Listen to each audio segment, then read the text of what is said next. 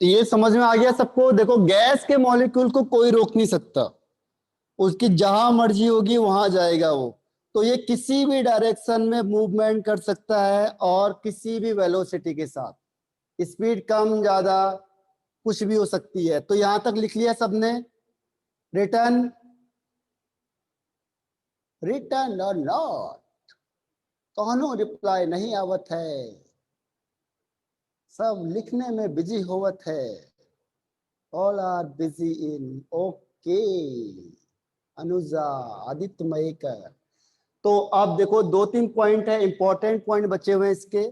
और सोचो, आपने आपको मैंने एक बार फिर से बताया था पहले भी, और अब फिर से पूछता हूं आपको। देखो अगर आप लोग जैसे कोई ह्यूमन पर्सन अगर प्रेशर लगाता है, जैसे सपोज करो मैं इसमें प्रेशर लगाऊंगा तो मैं इस तरीके से एक परपेंडिकुलर फोर्स लगाऊंगा इसमें, ठीक है। तो कोई भी ह्यूमन अगर सपोज करो ये मार्कर है और ये मार्कर प्रेशर लगाना चाहेगी तो इसका वेट इसका प्रेशर, जो इसका वेट है वही इसका प्रेशर लग रहा है, वेट यानी force per unit area, this is called its pressure. इसके वेट को डिवाइड कर देंगे एरिया से तो इसका प्रेशर निकल जाएगा, ठीक है। तो चाहे लिक्विड हो चाहे सॉलिड हो, चाहे लिक्विड हो चाहे सॉलिड हो, अगर आपने उसे यूं रख दिया तो जो उसमें आपने रखा हुआ है वही उसका क्या है, प्रेशर है। यही ये प्रेशर एग्जर्ट कर रही है, यही फोर्स लगा रही है। तो ये लिक्विड और सॉलिड के केस में चल जाता है। लेकिन क्या गैस भी ऐसा ही प्रेशर लगाएगी? जो गैस है वो कैसे प्रेशर लगाएगी? गैस कैसे प्रेशर लगाएगी बताओ? हाँ सार्थ, तो बताओ गैस का जो प्रेशर होगा, pressure exerted bye gaseous molecule, कैसे? इज ड्यू टू, हाँ अदिति बिल्कुल सही कहा, सार्थ बिल्कुल सही है, और अंश गांधी बिल्कुल सही है। रुजुल, पृथ्वीराज, रुजुल सही आंसर। पृथ्वीराज थोड़ा सा लैंग्वेज सही है आपकी, लेकिन थोड़ा सा चेंज करना है, थोड़ा सा मॉडिफाई, और बाकी ठीक है। देखो अगर कोई भी gas pressure exerted by gas, pressure exerted by gas is due to, सिर्फ एक चीज है बस। अभी मैंने कहा ये गैस प्रेशर लग रहा है, अभी यहां से एक तूफान आया और वो इसको उड़ा के ले गया, तो उसने इस पे क्या किया ऐसा जादू कि ये उड़ गया, यानी इस पे फोर्स लग गया, प्रेशर लगा। तो जो गैस है, क्योंकि गैस का भी मैंने कहा गैस के मॉलिक्यूल तो दिख ही नहीं रहे हैं मुझे, बहुत छोटे मॉलिक्यूल। तो जो छोटे मॉलिक्यूल होंगे तो उसका एक का, तो हम क्या करते हैं कि जो गैस एक्सर्टेड करता है कोई भी प्रेशर, वो करता है ड्यू टू कोलिजन, टकराने से। गैस के पार्टिकल देखो आपको टकराते जा रहे हैं due to the collision. Collision होगा, कौन सी चीज कोलाइड करेंगी? कोलिजन ऑफ, क्या कौन सी चीज करेंगे? Due to the collision of gaseous molecule, of gaseous molecule,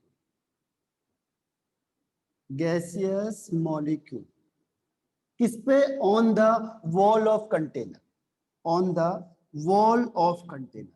wall of जिसमें आपने रखा हुआ उसको लगातार उस पर क्या करती रहेगी? टकराती रहेगी, कोलाइड करती रहेगी, कोलाइड करती रहेगी, कोलाइड करती रहेगी। और उसके टकराने की वजह से कोलिजन क्या होता है? एक्सर्ट, सॉरी प्रेशर एक्सर्ट होता है। तूफान आता है, क्या होता है? गैस के मॉलिक्यूल आप में बहुत तेजी से टकराते हैं, और इतना ज्यादा तेजी से टकराते हैं कि वो क्या करते हैं? एक चीज को दूसरी का उड़ा के ले जाते। तो वो एक प्रेशर लगा रहे हैं। प्रेशर किसकी वजह से लग रहा है? कि जो गैस के मॉलिक्यूल है वो आप पे टकराते जा रहे हैं। आप लोग फैन के नीचे बैठे हो, उससे क्या होता है? जो आपकी बॉडी में गैस का मॉलिक्यूल था वो गर्म हो चुका था, हीट अप हो चुका था। तो ये गैस के मॉलिक्यूल इसको टकराते हैं और इसको यहाँ से उठा के ले जाते हैं, और जो ठंडा मॉलिक्यूल है वो आपकी बॉडी पे आ जाता है, तो आपको ठंडा ठंडा लगने लगता है। फिर जैसे ही आपकी बॉडी पे आता है फिर वो गर्म हो जाता है आपकी बॉडी के टच के साथ साथ। जैसी हीटिंग होगी फिर गैस का मॉलिक्यूल आएगा, ये फिर आपको उठा के ले जाएगा, फिर क्या होगा? दूसरा मॉलिक्यूल आता है। तो ऐसे देखो कंटिन्यूअस प्रोसेस होती है, और आप लोग क्या होते हो? ठंडे होते जाते हो, ठंडे होते जाते हो। तो ये क्या है? Due to the pressure exerted by gas molecule. समझ में आया सबको? क्लियर है? अगर आपने गैस हवा बंद कर दी तो फिर क्या होगा, बॉडी गर्म हो जाती है, आप लोग क्या हो जाओगे, गर्मी की वजह से परेशान हो जाओगे। तो इसीलिए हम क्या करते हैं, लगातार फैन चलाते रहते हैं कि हम पे गैस के मॉलिक्यूल आएंगे, वो टकराएंगे और जो गर्म पार्टिकल से वो निकलते हैं बाहर और फिर आपको ठंडी लगने लगती है। तो ये है आपका प्रेशर वाला। ठीक है, डन। आगे बढ़ते हैं अब नेक्स्ट पॉइंट पे। देखो नेक्स्ट पॉइंट पे, अब बताओ, अब आ गया आपके पास एक टेक्निकल पॉइंट। गर्मी में क्या होता है? गर्मी में बुरे हाल होते हैं, बुरे हाल। ठीक है, पसीना आता है बहुत ज्यादा। तो उसके लिए क्या होता है, उसके लिए तो आप फैन में रहते हो, एटमोस्फेयर इज ओनली, अच्छा, हॉट। ओके, अब देखो एक इंपॉर्टेंट क्वेश्चन आ रहा है आपके पास। अगर गैस के मॉलिक्यूल आपस में टकरा गए, ठीक है, सुनना बहुत ध्यान से, अगर गैस के मॉलिक्यूल लिए और ये आपस में क्या कर गए, कोलाइड कर गए, टकरा गए। अब टकराने की वजह से ये अपनी एनर्जी को लॉस करेगा या एनर्जी को गेन करेगा? एनर्जी, ध्यान रखना, जैसे आप लोग टकराते गए, भागते गए, दौड़ते गए, तो आप अपनी एनर्जी लॉस करते हो। सीधी सी बात है, आप दौड़ोगे भागोगे तो एनर्जी लॉस होगी या एनर्जी। अब आपको ये बताना गैस के साथ क्या होगा, एनर्जी लॉस होगी, गेन होगी या कुछ भी नहीं होगा। तीन ऑप्शन है, सोचो, आप दिमाग लगाओ जरा। गैस के दोनों, अच्छा पृथ्वीराज कह रहा है हाँ दोनों ऑप्शन भी सही कह रहे हो। चौथा है दोनों, ठीक है, तो कौन सा होगा? सार्थ कह रहा है गेन। बताओ जरा, अगर गैस के मॉलिक्यूल आपस में टकराते जाएंगे, टकराते जाएंगे, तो ये जो टकराने की वजह से वो फाइनली क्या करेगा, एनर्जी को लॉस करता है या एनर्जी को गेन करता है? अच्छा, depend on medium. Okay Manali, सार्थ। और इसके अलावा सोचो कि गैस के molecule, Aditi very good, Suryavanshi, Prithviraj, okay, Paramita Roy right answer है, वेरी गुड, आदित्य मयेकर, अवधूत। सोचो जरा, ये बहुत टेक्निकल क्वेश्चन है, रुजुल वेरी गुड, और सुचित्रा। तो देखो अब इसका मैं आपको फाइनल आंसर बताता हूं, ठीक है। सोचो कि गैस के मॉलिक्यूल अगर टकराते जाते, टकराते जाते, हाँ अदिति बिल्कुल सही कहा। तो यहां पे क्या होता है कि वो अपनी एनर्जी को लॉस और गेन नहीं करता। अगर वो गेन करेगा, लॉस भी करेगा। अगर ऐसा होता कि वो अपनी एनर्जी को लूज करता जाता है, गेन करता जाता, तो क्या होता, एक टाइम में गैस अपनी पूरी एनर्जी को क्या कर देता, खत्म कर देता, लॉस कर देता। और लॉस करता क्योंकि तो टकराता जा रहा है, टकराता जा रहा है, टकराता जा रहा है, अब तो ये रुक ही नहीं रहा है। देखा नहीं आपने, गैस के मॉलिक्यूल रुकते ही नहीं है, टकराते जाएंगे, टकराते जाएंगे। तो एक ऐसा टाइम आएगा, अपना टाइम आएगा, आएगा, तो ये भी कहता अपना भी टाइम आएगा।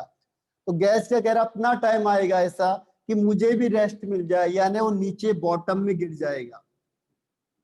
आपके फर्श में गिरा हुआ मिलता है कभी? आपने देखा कोई गैस का मॉलिक्यूल आपके फर्श में है, आप साफ करते हुए ले जा रहे हो, अरे ये तो गैस का मॉलिक्यूल आ गया। देखा आपने कभी बार फर्श में, अपने फ्लोर में आपने कभी भी देखा कोई गैस का मॉलिक्यूल नीचे गिरा होगा? ठीक है, नो, वेरी गुड, दिखता ही नहीं है। ओके, ये भी बात सही कह रहा हो कि दिखता ही नहीं है, कहां से देखेंगे हम, गैस का मॉलिक्यूल बहुत छोटा होता है। लेकिन बहुत सारे अगर मॉलिक्यूल गिरे हो, बहुत सारे, क्योंकि एक तो नहीं होगा, गैस के तो लाखों अरबों बहुत सारे मॉलिक्यूल्स हैं, तो उतने सारे मॉलिक्यूल्स अगर गिरे होंगे तो कुछ ना कुछ तो आपको पार्टिकल दिखाई देता, लेकिन हमें कुछ नहीं दिखाई देता।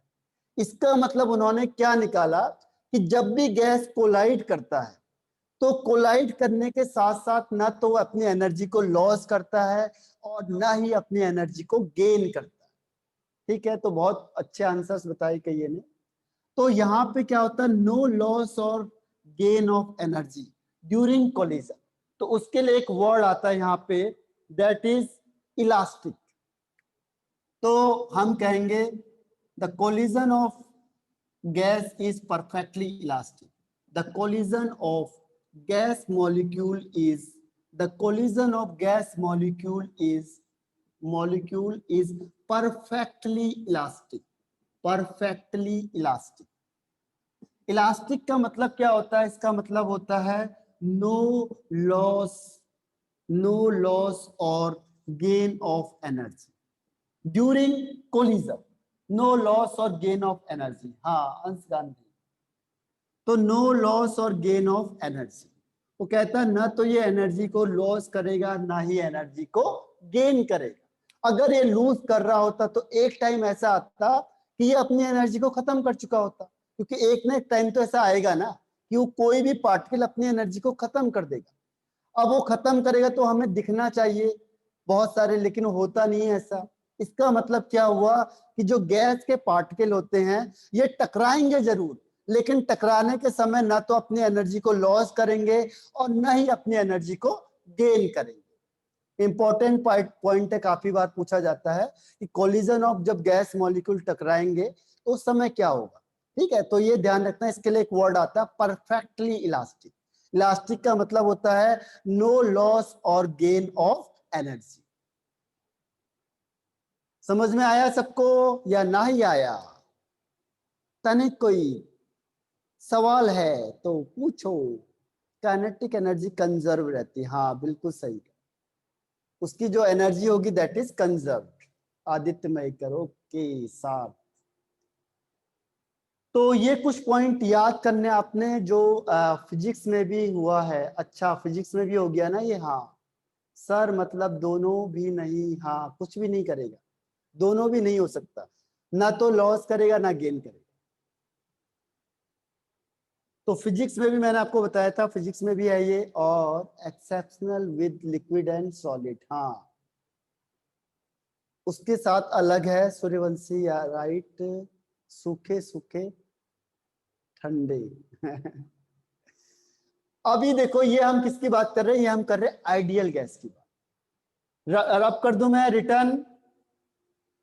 रिटर्न और नॉट कौन हूं? जवाब दीजिए.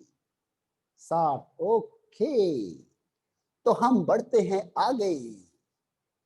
ठीक है डन. अवधूत रिटर्न. Very good.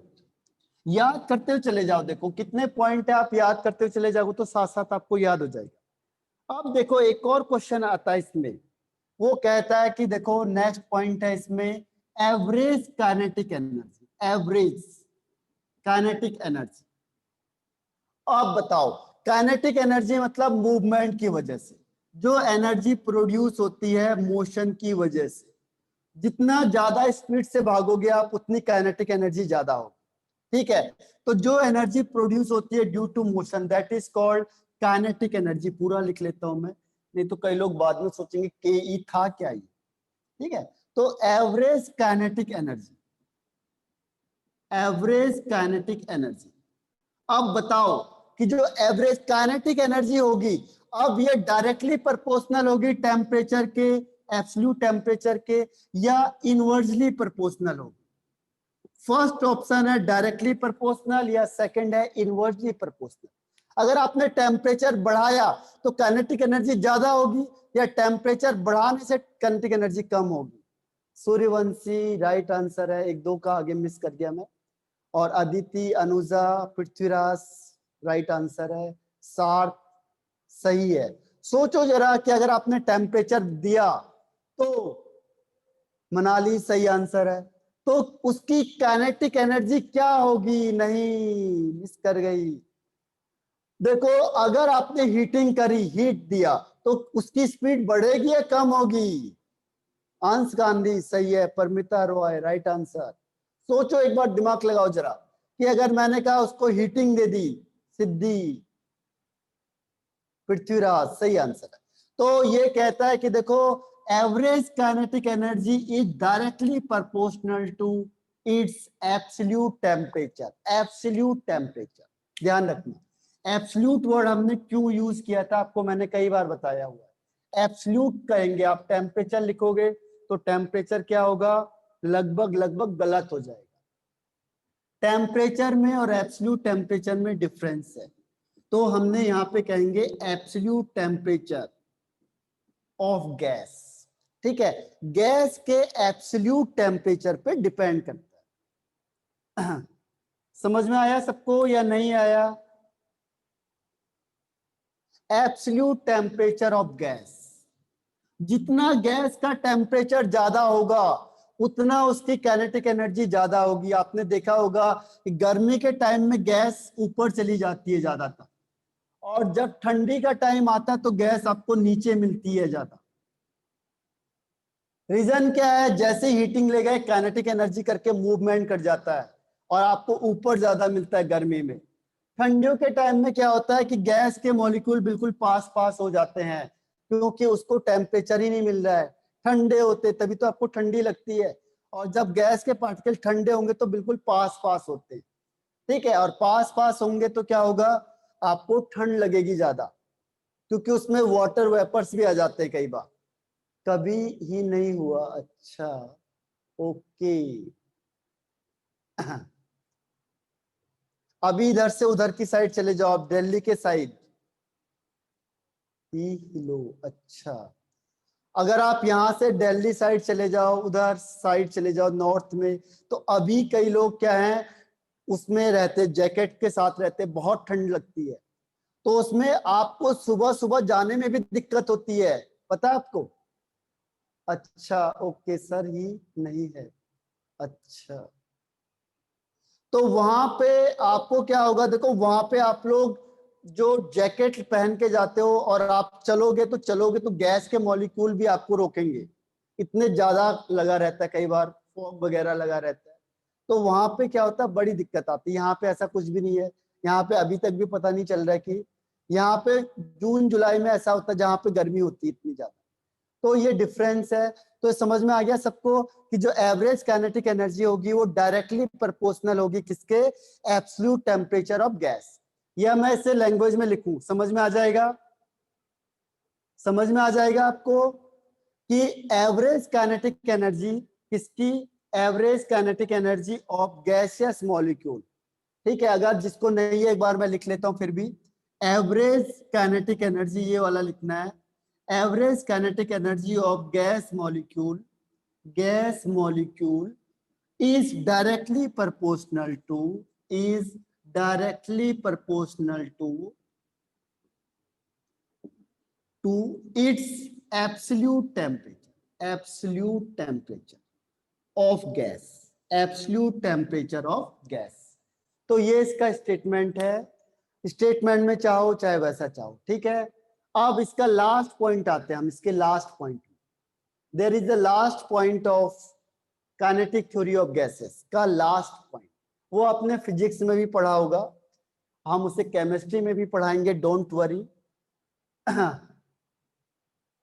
ठीक है, अब इसे रब कर रहा हूं मैं। अब लास्ट पॉइंट आता है इसमें, सबने नाम तो सुना ही होगा, नहीं भी सुना होगा तो कोई बात नहीं, अभी सुन लेना आप लोग। लेकिन ये सुना ही होता है क्योंकि आप बचपन से पढ़ते हुए आ रहे हो। इसका लास्ट पॉइंट है Newton's law of motion. Newton law of motion, Newton law of motion. ठीक है, न्यूटन्स लॉ ऑफ मोशन। ये तो सुना आपने नाम, न्यूटन का नाम तो सुना ही होगा सबने, नाम तो सुना ही होगा। सुना है सब लोगों ने इसका नाम, न्यूटन का? Yes, okay, Paramita Roy. तो देखो न्यूटन एक फेमस फिजिस्ट था, साइंटिस्ट था, जो एक बार पेड़ के नीचे बैठा हुआ था, वो भी किसके? सेब के पेड़ के नीचे। तो उसके ऊपर, सिर के ऊपर एक सेब है जो उसके उस सिर के ऊपर गिर जाता है।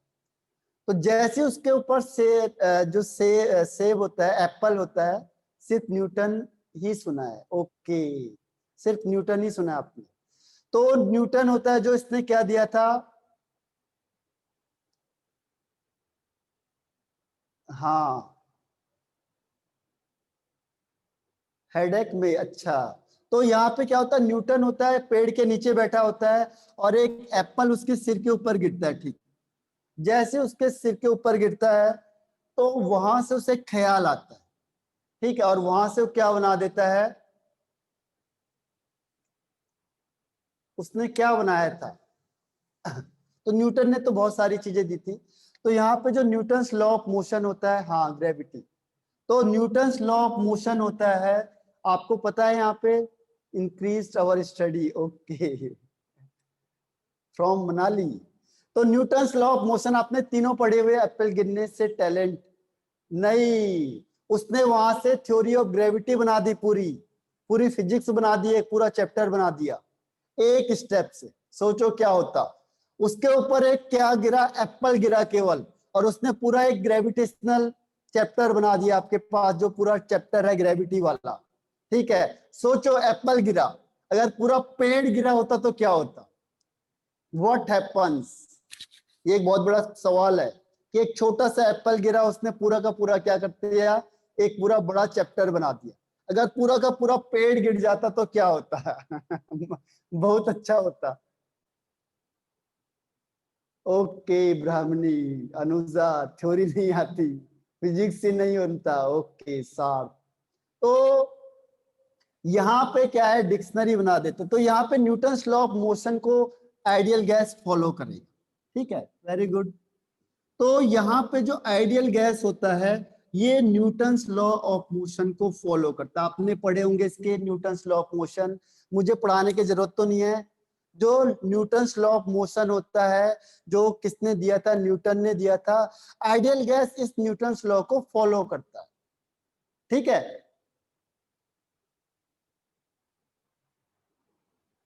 एप्लीकेबल ऑन, समझ में आया सबको, किस पे एप्लीकेबल होता है या फॉलो करता है, कौन, मोशन ऑफ आइडियल गैस। जो आइडियल गैस मॉलिक्यूल होता है, ये मोशन पे, क्योंकि हम मोशन की बात कर रहे हैं, तो जो मोशन होगा आइडियल गैस का, गैस मॉलिक्यूल का कह सकते हो, तो गैस मॉलिक्यूल मूवमेंट करती है, वो किसके अकॉर्डिंग करती है, न्यूटन्स लॉ उसमें अप्लाई होता है, मोशन ऑफ गैस मॉलिक्यूल इसे फॉलो करता है, या इट इज एप्लीकेबल। ठीक है, अब आपने न्यूटन्स लॉ ऑफ मोशन तो पढ़ा है सबने, पढ़ाने की जरूरत तो नहीं है इसे।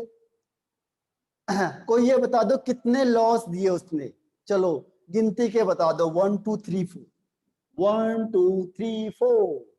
हाँ, आदित्य मयेकर, अदिति, अनुजा, वेरी गुड, सूर्यवंशी, अद्भुत, अंश गांधी, त्रिनी, ओके। तो न्यूटन्स ने कितने लॉ दिए थे, परमिता रॉय सही आंसर है, न्यूटन्स ने कितने लॉ दिए थे, क्वेश्चन ये है, क्वेश्चन इज दैट। मनाली बिल्कुल सही, पृथ्वीराज, एक एक कहां से आ गया, और जरा पता लगाओ, पृथ्वीराज फोर्थ वाला कौन सा है, हाँ सही है। अब तो ये समझ में आ गया, तो ये लॉ खत्म हो गया आपका। ठीक है, आज से आप लोगों को मैं फ्री कर देता हूं, क्योंकि कल आपको मैं ऑफलाइन लेक्चर दूंगा। ठीक है, सार्थ बिल्कुल सही आंसर है आज, उसके बाद आप लोग एंजॉय करना, फिर हम मिलेंगे आगे 19 को सीधा। तो इसके बाद आपको ऑफलाइन लेक्चर मिलेंगे, अगर कोई भी मिलेगा आपको आगे। और ये क्लास आज हमारी यहाँ पे लास्ट होगी, क्योंकि इसके बाद मैं आपको कब मिलूंगा, 19 को सीधे।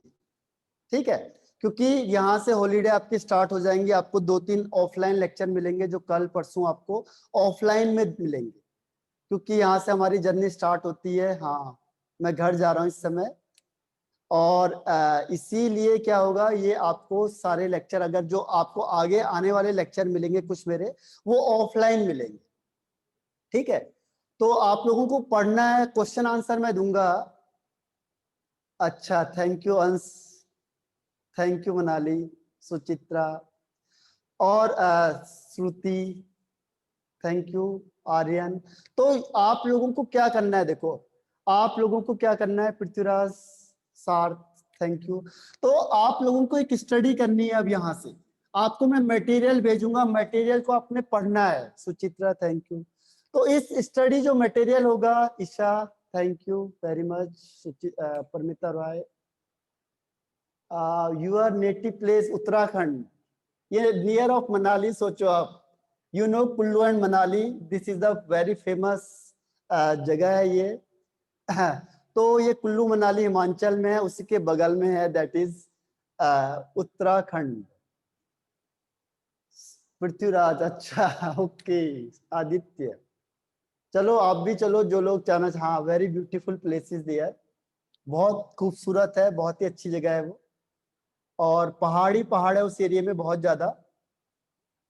तो आपको लग, हाँ, नाउ आई ओके सार्थ, अंश गांधी हमें, हाँ हाँ हाँ नहीं दिया, अच्छा। ज्योग्राफी का पेपर आपको आगे इंक्लूड किया जाएगा, तो उसमें आपको जब बताया जाएगा वो जगह कहाँ पे है। पर एक्चुअल में क्या है, थैंक यू वैभवी, तो इसमें आपको एक स्टडी मटेरियल दिया जाएगा। स्टडी मटेरियल में क्या होगा, आपको इससे पूरा पढ़ना है और क्वेश्चन आंसर सॉल्व करने। हाँ, वहाँ नेट की प्रॉब्लम थोड़ी ज्यादा होती है, इसीलिए कई बार ऑफलाइन आता है, नहीं आता है, क्योंकि नेट क्या होता है, नेट एक्चुअल में क्या होता है, जो पहाड़ी होती है उसमें टाप नहीं पाता, वो आ नहीं पाता, वो प्लेन्स में आ जाता है सीधी सीधी जगह पे, लेकिन कई जगह पे गड्ढे ज्यादा हो जाते हैं, पहाड़, तो वहां पे वो क्या करता है, रुक जाता है, वो कहता है डर लग रहा है मुझे आगे जाने में, इसीलिए नेट आता नहीं है, कई बार आता है, कई बार डर डर के आ जाता हो, स्लो आता है, धीरे धीरे धीरे करके आता है, तो इसीलिए क्या होता है, हाँ डरपोक है। तो ये स्टडी मटेरियल आपको मैं दूंगा, और इसमें आपने क्वेश्चन आंसर सॉल्व करने हैं, और एक मॉड्यूल के क्वेश्चन आंसर सॉल्व करने हैं। देखो ठीक है, समझ के करोगे आप लोग तो क्या होगा, क्वेश्चन आंसर आपके इजी हो जाएंगे। मेन चीज क्या है, उसको आप विजुलाइज करो, सोचो उसके बारे में थोड़ा सा, उसको आप विजुलाइज करके देखोगे, अपने आप पे लगा के देखोगे। तो हाँ, आपको मैं क्वेश्चन आंसर देता हूँ अभी, जो होमवर्क के लिए होगा आपके लिए, उसे सॉल्व करना है आपने। इसमें पूरे आपको जो हॉलीडेज मिलेगा उसमें आप लोग सॉल्व करोगे क्वेश्चन आंसर्स को, ठीक है। उसमें सॉल्यूशन भी होंगे दिए हुए, तो इससे आपको दिक्कत नहीं आने की। तो इसका कितने मिनट लेफ्ट है इस समय, आज ही निकल रहा हूँ इवनिंग में, आप कितने मिनट लेफ्ट हैं, how many minutes, 10, more than 10 minutes है, ओके 12 के आसपास है। तो मैं आपको एक बार शॉर्ट रिवीजन बता देता हूँ, क्योंकि हम आगे का पॉइंट पढ़ेंगे तो थोड़ा ज्यादा हो जाएगा। शॉर्ट रिवीजन बता देता हूँ, देखो हमने शुरू से कैसे कैसे पढ़ा था। पहले हमने गैस लॉ पढ़े थे, गैस लॉ में पहला था बॉयल्स लॉ, इसे शॉर्ट रिवीजन में ऐसे करा करो, देखो आपने पढ़ा बॉयल्स लॉ, इसके शॉर्ट टर्म्स यूज करेंगे। इसमें क्या क्या चीजें कांस्टेंट थी, मेन कांस्टेंट था इसमें टेम्परेचर और नंबर ऑफ मोल्स कांस्टेंट थे। इसने क्या बोला कि V is direct inversely proportional to P, यानी जितना हम वॉल्यूम बढ़ाएंगे प्रेशर कम होगा। देखो ये एक बॉक्स ले लो आप विजुलाइज करने के लिए, और यहाँ पे आप खुद बैठ जाओ, तो क्या होगा, जैसे आप पिस्टन पे बैठोगे, ये फ्लेक्सिबल है, ये फ्लेक्सिबल है, ऊपर नीचे हो सकता है। तो जैसे आप हवा भरते हो किसमें, हाँ आप 10 मिनट बचे, जैसे आप हवा भरते हो किसमें, साइकिल में, तो आप क्या करते हो, ऊपर से जोर लगाते हो नीचे की साइड को, हवा भरते समय कईयों ने हवा भरी होगी अपने साइकिल में, ठीक है। तो यहां से जैसे आपने प्रेशर क्या किया, एग्जर्ट किया, इसका वॉल्यूम कम होता जाएगा, सीधी सी बात है। प्रेशर आप ज्यादा करोगे तो वॉल्यूम कम होगा, ठीक है, वॉल्यूम ज्यादा होगा इसका मतलब प्रेशर कम है, तो ये एक दूसरे के इनवर्सली प्रोपोर्शनल हो गया। और इसका एक और फॉर्मूला बनता है P1V1 is equal to P2V2, इसके दो फॉर्मूले बन गए, और ये वाला पॉइंट, तो ये पहला पॉइंट हमारा बॉयल्स लॉ का खत्म हो गया। इसमें कई बार आपको मैंने कहा है क्वेश्चन, ग्राफ के क्वेश्चन पूछे जाते हैं ज्यादा। देखो ये क्या बनता है, इनवर्सली प्रोपोर्शनल बनता है, इनवर्सली प्रोपोर्शनल बनेगा यानी किस तरीके से जाता है ये ग्राफ को, इस तरीके से इनवर्सली प्रोपोर्शनल। अब यहाँ पे मैंने दे दिया आपको T1, T2, T3, T4, तो किसकी वैल्यू ज्यादा होगी, देखो ये PV is equal to NRT से सॉल्व करना है, ठीक है, PV is equal to NRT से सॉल्व करना है। तो बताओ T1, T2, T3, T4 सबसे ज्यादा वैल्यू, वेरी गुड पृथ्वीराज, बहुत बढ़िया, अदिति, सार्थ, बहुत बढ़िया। ये क्वेश्चन कॉम्पिटिटिव में आता है, ध्यान रखना, नीट में, सीटी में कई बार क्वेश्चन आता है, सूर्यवंशी, सुचित्रा, वेरी गुड।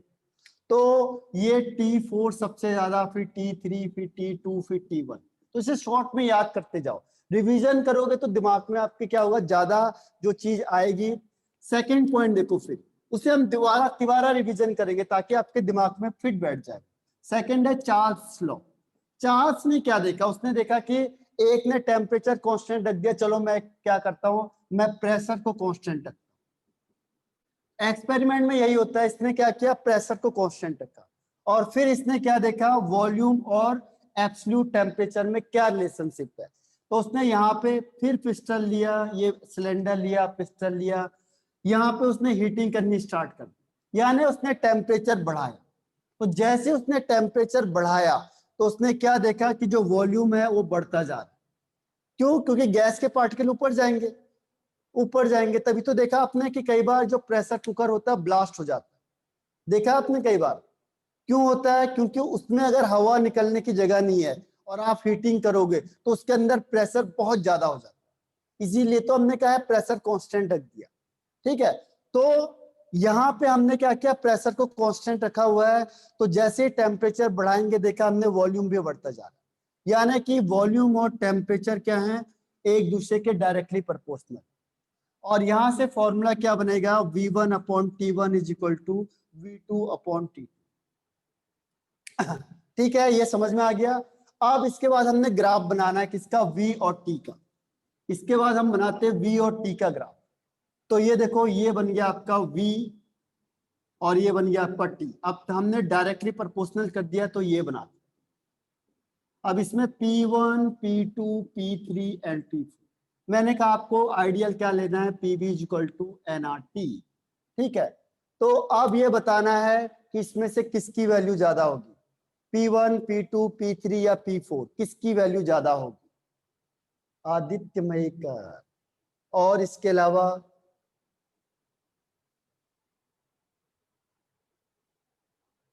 अदिति सही आंसर है।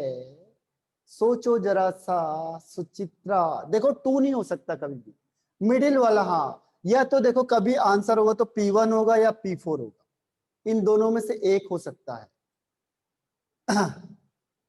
इसका आंसर पृथ्वीराज, सुचित्रा और इसके अलावा और सूर्यवंशी, सार्थ। देखो आपको क्या करना है, अंश गांधी, ठीक है, जिसकी वैल्यू सबसे ज्यादा होगी, मनाली। ओके, देखो आपको सिंपल तरीका क्या है, एक तरीका मैं बता देता हूँ। यह PV इक्वल nRT। अब मैंने कहा V और T डायरेक्टली प्रोपोर्शनल हो गए तो P को अपॉन में ले जाओ, तो P is equal to nRT T। अब इन दोनों के बीच में ग्राफ खींचना है तो P अपॉन में चल गया, यानी इनवर्सली प्रोपोर्शनल। जिसका स्लोप सबसे कम होगा, सबसे कम स्लोप किसका है, P4 का। P4 का सबसे कम स्लोप है और P1 का सबसे ज्यादा स्लोप है। तो जितना स्लोप कम होगा उतनी वैल्यू ज्यादा हो जाएगी, इनवर्सली प्रोपोर्शनल। तो ये P4 की वैल्यू सबसे ज्यादा, फिर P3, फिर P2 और लास्ट में P1। ठीक है, तो ये इनवर्सली प्रोपोर्शनल हो गया तो नीचे वाला सबसे ज्यादा हो जाएगा, डायरेक्टली प्रोपोर्शनल हुआ तो ये वाला सबसे ज्यादा हो जाएगा। ठीक है, तो इसको ध्यान में रखना है। इसके बाद देखो नेक्स्ट पॉइंट आता है इसमें, गैलुसेक लॉ। गैलुसेक लॉ ने देखा कि दोनों ने सारी चीजें कांस्टेंट रख ली।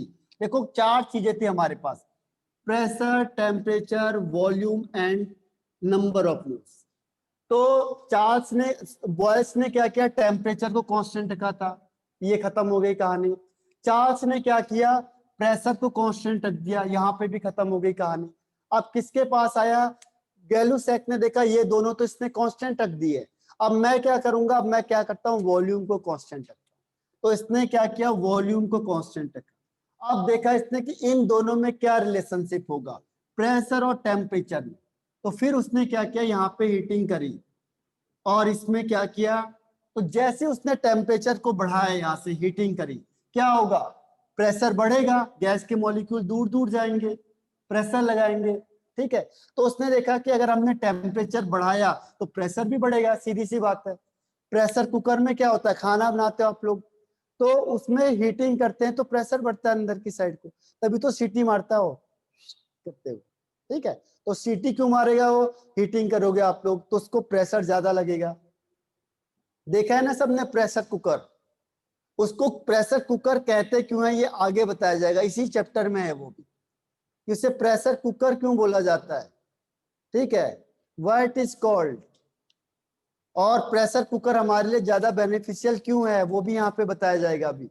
वो इसी में बताया जाता है, पर मैंने बताया नहीं आपको, एप्लीकेशन में आएगा, मैं आगे एक साथ एप्लीकेशन बताऊंगा आपको। तो वहां पे बताया जाता है आपको कि जो प्रेशर कुकर होता है इट इज मोर इंपॉर्टेंट, पता है आपको। अब एक और इंपॉर्टेंट क्वेश्चन आता है, चलो यही पूछ लेता हूं मैं आपसे, जरा देखता हूं आपकी जीके कैसी है, ठीक है। अगर जो प्रेशर कुकर होता है, सबने देखा है ना प्रेशर जिसमें खाना बनाते हैं हम, हाँ सार्थ। अब ये क्वेश्चन है, देखो प्रेशर कुकर होता है जो आपका, इसमें बताओ मुझे कि ये बॉइलिंग पॉइंट को, दो ऑप्शन है आपके पास, देखो बॉइलिंग पॉइंट, जो भी सॉल्यूशन रखा है मैंने, इसके बॉइलिंग पॉइंट को बढ़ा देगा या कम कर देगा, बस। अगर ये क्वेश्चन कर दिया तो मैं मान जाऊंगा आपको। बताओ, सिंपल बॉइलिंग पॉइंट तो जानते हो, जैसे वाटर बॉयल होता है 100 डिग्री सेल्सियस पे, अगर आपने उसे प्रेशर कुकर के अंदर रखा तो उसका बॉइलिंग पॉइंट बढ़ेगा या कम होगा। ओके, पृथ्वीराज, अवधूत, अदिति, रुजुल, आदित्य मयकर, अनुजा, सार्थ, okay, Ayush Yadav, very good, good try. अब देखो आप में से कौन सही है कौन गलत है उसका, सुचित्रा और आदित्य आई थिंक बोथ हैं दोनों कैसे हो सकते हैं। अंश गांधी, क्वेश्चन ही नहीं आया समझ में, ओके। आदित्य गवाह, सार्थ। क्वेश्चन ये है कि जैसे सपोज करो आपने किसी भी सॉल्यूशन, जैसे पानी को रखा आपने, पानी को प्रेशर को, जैसे पानी का बॉइलिंग पॉइंट कितना होता है 100 डिग्री सेल्सियस, ठीक है। और कोई और चीज हो गया, उसका बॉइलिंग पॉइंट हो गया सपोज करो 70 डिग्री सेल्सियस। अगर आपने उसे प्रेशर कुकर में रखा, बंद कर दिया बिल्कुल, अब आपको यह बताना है कि प्रेशर कुकर काम क्या करेगा, इसके बॉइलिंग पॉइंट को 70 रहने देगा या बढ़ाएगा या कम कर देगा। सूर्यवंशी, ओके, अंश गांधी। तो इसका आंसर है, आंसर इज इंक्रीज। देखो बहुत टेक्निकल क्वेश्चन है, सार्थ सही आंसर है। सोचो अब, ये उसके बॉइलिंग पॉइंट को बढ़ा देगा, इंक्रीज करेगा। उससे क्या होगा, देखो उससे फायदा क्या होगा, आप बोलोगे इससे फायदा क्या होगा। इससे फायदा ये होगा कि वो चीज आराम से बॉयल हो जाती है, तभी तो बॉयल होगी। सपोज करो कि आपने कोई दाल ली, और दाल है जो आपका, आपने कोई पल्स ले लिया सपोज करो, ठीक है, आपने कोई पल्स लिया और उसका बॉइलिंग पॉइंट था 70 डिग्री, ठीक है। अब आपने प्रेशर कुकर में रखा और इसने इसके बॉइलिंग पॉइंट को कितना कर दिया, 80 कर दिया। तो जैसे ही वहां पे 80 होगा, ये जो दाल है या पल्स है, ये आसानी से क्या हो जाएगी, बॉयल हो जाएगी। ये बहुत जल्दी बॉयल हो जाएगी, तभी तो प्रेशर कुकर बहुत जल्दी बॉयल करता है किसी भी चीज को। यही तो रीजन है कि जो प्रेशर कुकर है उसमें हर एक चीज बहुत जल्दी बॉयल हो जाती है।